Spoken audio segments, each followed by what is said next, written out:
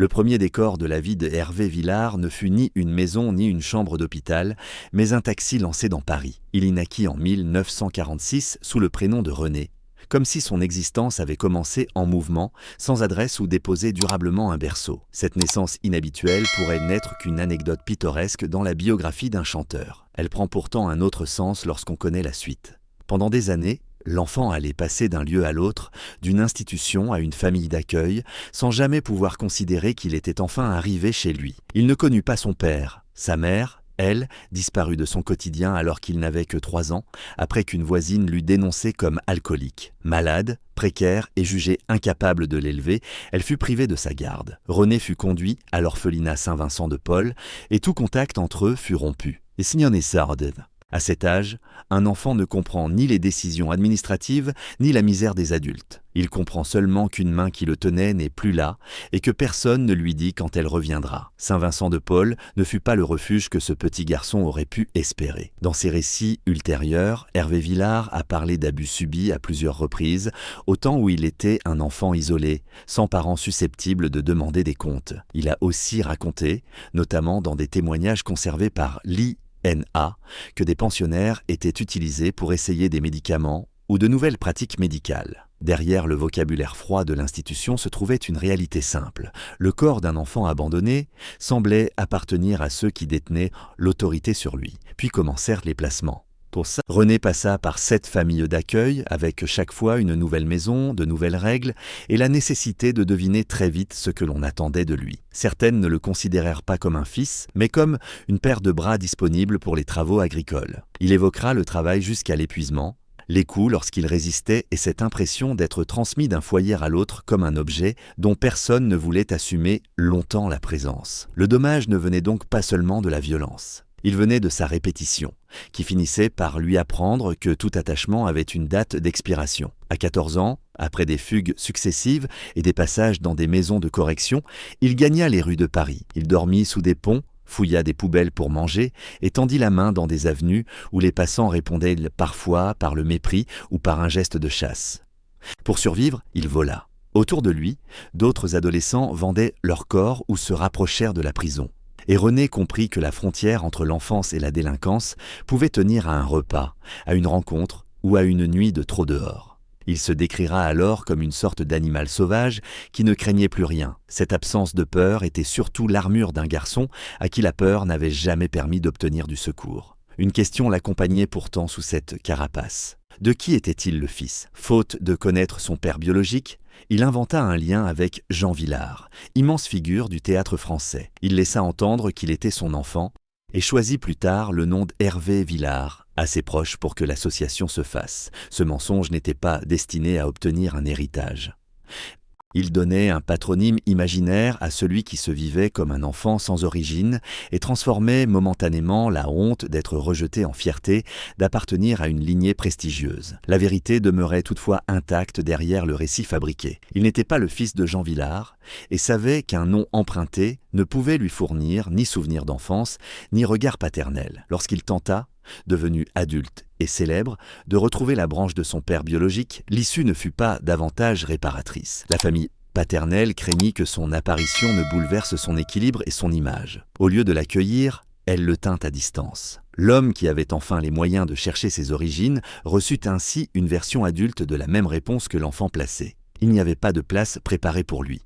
Sa trajectoire n'aurait peut-être jamais quitté la rue si plusieurs personnes n'avaient décidé de voir autre chose en lui. La rencontre la plus structurante fut celle du père Daniel Anglès, qui accepta de le prendre en charge, se porta garant devant la justice, lui rendit le chemin de l'école et l'orienta vers la musique. Pour la première fois, l'autorité ne prenait pas la forme d'un surveillant, d'un homme qui frappe ou d'un dossier qui change de bureau. Elle avait le visage d'un adulte qui engageait sa parole afin qu'un adolescent puisse avoir un avenir. Ce prêtre devint la figure paternelle que René n'avait jamais connue. Grâce à lui, la discipline cessa d'être uniquement une punition. Elle put servir à lire, à apprendre, à travailler une voie et à transformer l'instinct de survie en projet. Une femme attentive à sa sensibilité lui fit également découvrir les livres et l'écriture, ouvrant un espace où il pouvait nommer ce qu'il avait jusque-là seulement enduré. Ses soutiens ne réécrivirent non pas son enfance, mais ils lui fournirent quelque chose de décisif. La preuve que le regard d'un adulte pouvait construire au lieu d'humilier. Dalida occupa, elle aussi, une place singulière dans cette histoire de secours inattendu. Encore jeune et sans billet, il avait escaladé un mur pour l'apercevoir sur scène et s'était blessé à la main. La chanteuse soigna elle-même la plaie. Plus tard, elle l'encouragea et contribua à lui ouvrir les portes du métier. Le geste était modeste comparé à une carrière entière, mais pour quelqu'un dont les blessures avaient souvent été ignorées, voir une vedette s'arrêter afin de poser un bandage n'avait rien d'anodin. Dalida devint à ses yeux bien plus qu'une collègue célèbre, une présence maternelle choisie. En 1965, tout s'accéléra avec « Capri, c'est fini ». La chanson possédait une mélodie immédiatement reconnaissable et une phrase que le public pouvait retenir dès la première écoute. Elle propulsa Hervé Villard au premier plan, apportant argent, voyage et une visibilité presque irréelle à celui qui, peu auparavant, cherchait de quoi manger. La France découvrit un jeune homme élégant chantant la fin d'un amour. Elle ignorait encore combien le mot « fini » rencontrerait intimement l'histoire de celui qui le prononçait. Le succès lui procura un pouvoir très concret, celui de rechercher sa mère. Après des années de séparation, il la retrouva, en espérant sans doute que la célébrité abolirait la décision qui les avait éloignés. Mais la femme revenue auprès de lui était affaiblie par la maladie et la dépendance. Dans ses souvenirs, il rapporte cette phrase brutale. Elle accepta de le suivre et lui demanda surtout de lui acheter le meilleur Bordeaux. L'enfant intérieur, qui avait attendu une explication ou un geste de tendresse, se retrouva face à une relation où l'argent et l'alcool occupaient immédiatement la pièce. Il ne s'agissait pas simplement d'une mauvaise réunion de famille. Hervé avait probablement imaginé qu'en retrouvant sa mère, il retrouverait aussi la partie manquante de son propre récit. Pourquoi elle l'avait perdu ? Si elle l'avait cherché, si elle avait pensé à lui. À la place, il dut composer avec une femme déjà très abîmée, puis avec la maladie d'Alzheimer qui effaça encore davantage toute possibilité de conversation réparatrice. Lorsqu'elle mourut en 1981, il ne perdit pas seulement sa mère une seconde fois. Il perdit la chance d'obtenir d'elle les réponses que le petit René avait attendues. La gloire, pendant ce temps, ne lui garantissait aucune appartenance tranquille. En 1967, Hervé Villard parla ouvertement de son homosexualité à la radio, geste exceptionnel dans une France où une vedette populaire était supposée protéger l'illusion offerte à son public. Cette franchise lui valut hostilité, sarcasme et mise à l'écart. Les maisons de disques, inquiètes de perdre les admiratrices qui achetaient en ses chansons, continuèrent à organiser des photographies et des idylles de façade avec des femmes. Il lui fallait sourire devant les objectifs, dans un scénario sentimental fabriqué, tandis que les hommes réellement aimés devaient demeurer hors champ. Cette contrainte produisait une étrange fracture. Il avait prononcé publiquement une vérité sur lui-même, mais l'industrie persistait à commercialiser une autre version de sa vie. Son image appartenait au public, son intimité au secret, et le garçon autrefois déplacé par les services sociaux découvrait qu'un artiste pouvait encore être déplacé à l'intérieur de sa propre identité. Dire qui il était ne suffisait pas à obtenir le droit de vivre sans mise en scène. À la fin des années 1960, la pression devint telle qu'il quitta la France. Entre 1969 et 1978, l'Amérique latine lui offrit ce que son pays semblait lui retirer. Des salles pleines, des chansons traduites, une ferveur durable et la possibilité de ne pas être réduit à son premier disque. Ce départ eut donc deux visages. Professionnellement, il lui permit de reconquérir sa place. Personnellement, il ressemblait à un exil imposé par le jugement de la société et par l'étiquette d'un chanteur que certains déclaraient déjà dépassé. Quitter la France ne consistait pas seulement à changer de marché musical, non, il fallait abandonner le pays où il avait enfin conquis un nom, précisément au moment où ce nom aurait dû lui donner le droit de rester. La dépression qui accompagnait cette mise à l'écart touchait ainsi son estime autant que sa carrière. Après avoir survécu au foyer qui ne le gardèrent pas, il voyait sa propre patrie lui signifier qu'elle préférait une vedette conforme à l'homme réel. En Amérique latine, l'accueil du public le remit debout, mais il ne transforma pas l'exil en départ volontaire. Le triomphe obtenu ailleurs portait toujours la trace de la porte qui s'était refermée derrière lui. C'est dans cet ailleurs qu'une rencontre allait déplacer le centre de son existence. Au Mexique, il aima profondément une jeune femme appelée Consuela, surnommée Lala.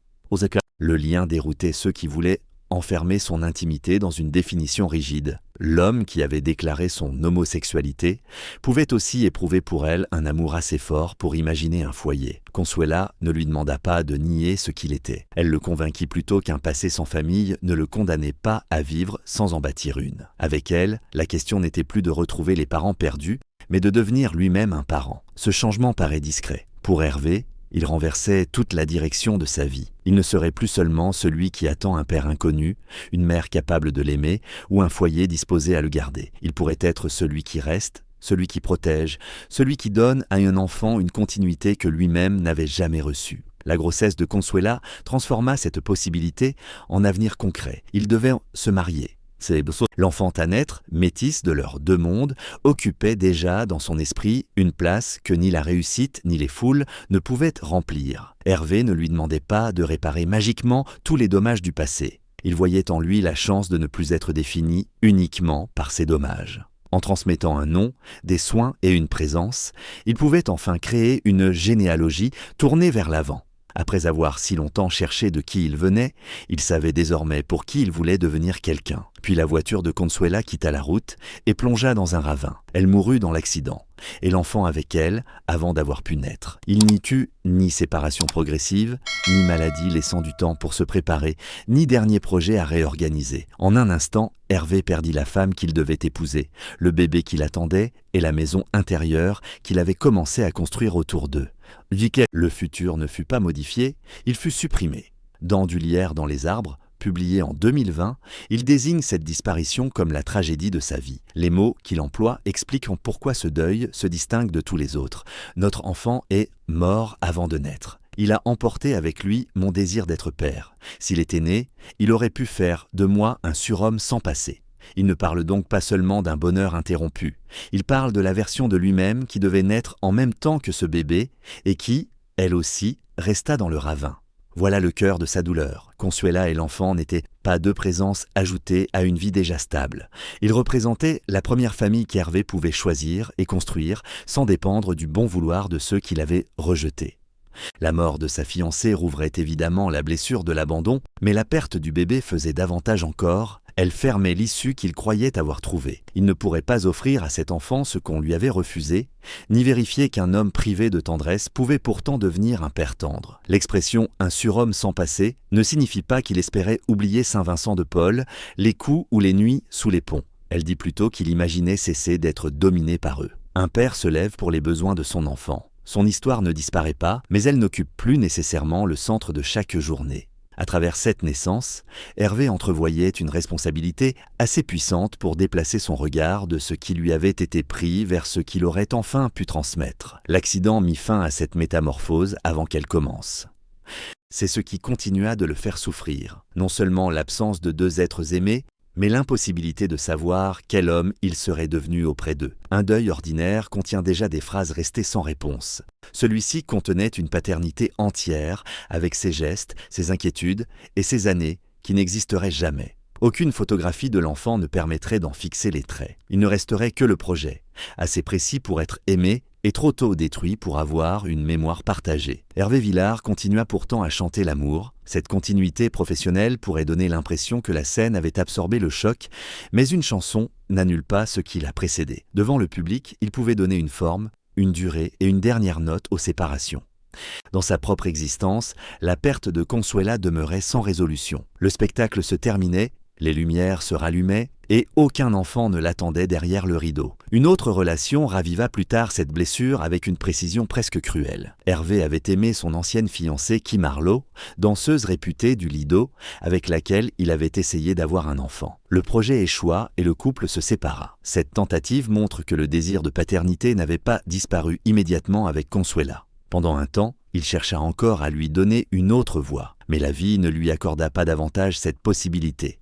En 1992, Kim Harlow mourut d'une méningite. Elle était alors enceinte de l'homme qu'elle avait épousé après leur séparation. Pour Hervé, l'annonce superposait deux époques. Une ancienne compagne emportée brutalement et, avec elle, un enfant encore dans le ventre de sa mère. Ce n'était pas la répétition exacte du drame mexicain, car ce bébé n'était pas le sien. C'était néanmoins une image assez proche pour rendre au premier accident sa présence entière, longtemps après que le monde eût continué d'avancer. Il serait tentant de présenter toutes ces morts comme une malédiction. D'autant que le titre de son plus grand succès semble fournir la formule parfaite. Mais cette lecture transformerait des personnes réelles en simples signes du destin. Consuela fut celle qui lui permit de croire à une famille. Kim, celle avec qui le désir d'enfant tenta de survivre. Chacune eut une place distincte. Ce qui les relie dans sa mémoire n'est pas une superstition, mais une conséquence psychique. Chaque disparition confirmait à l'ancien enfant placé que les liens les plus précieux pouvaient s'interrompre sans avertissement. Les autres figures de protection partirent elles aussi.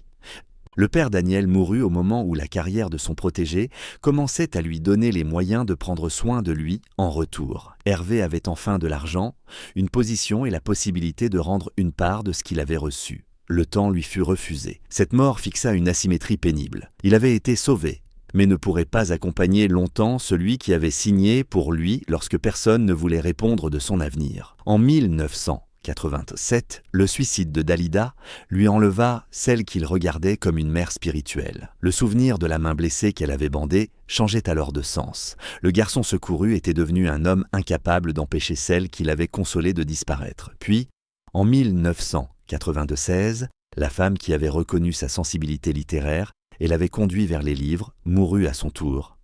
Ces deuils ne remplaçaient pas le drame de Consuela, mais ils réduisaient progressivement le cercle des personnes capables de se souvenir de René avant qu'il ne devienne Hervé Villard. Cette distinction est essentielle. Le public connaissait la vedette, ses costumes, ses refrains et les pays où elle était acclamée. Daniel, Dalida et quelques autres connaissaient l'être en formation.